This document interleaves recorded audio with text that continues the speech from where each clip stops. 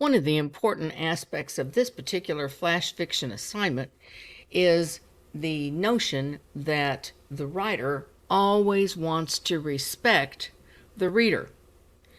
As a writer, I want to take my reader on a journey. I don't want them to have to guess about anything. I want to paint a vivid picture, and I want them to have a really good time on this journey.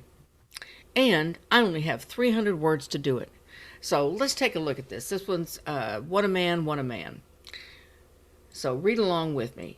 Charles Lucas, you are just about the best little cowboy I know. Why, one day they'll know your name from Texas all the way to Georgia, Grandma Lucille used to say. And that day was today. It took all Charlie could do to keep from wrecking the car on the way home.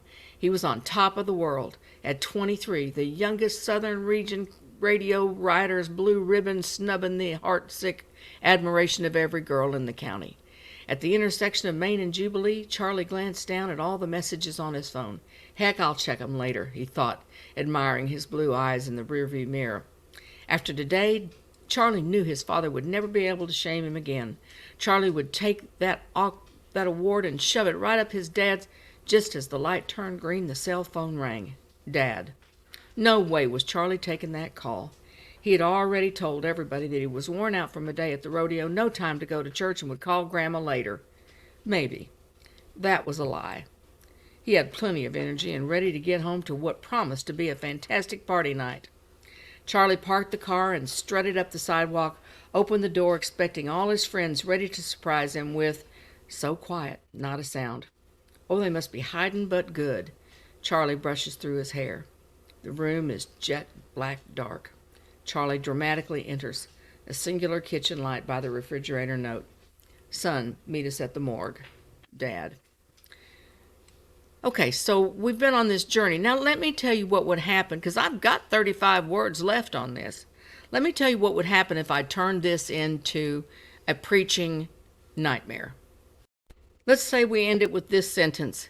And so Charlie learned that you should never rest on your laurels, and you should always be a good person and never be mean to your family. Do you see why that insults the reader?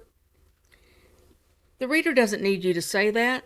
We already know. We know what Charlie's feeling because the story described his on top of the world sort of ego attitude, and then what happened when he turned his back on people. We already know that.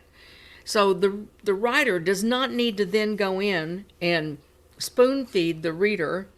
What happens in that case is that the reader is robbed of the ability to digest the story that has been given and get something out of that story. So that is why I say for this assignment, for this flash fiction essay, do not use the word you,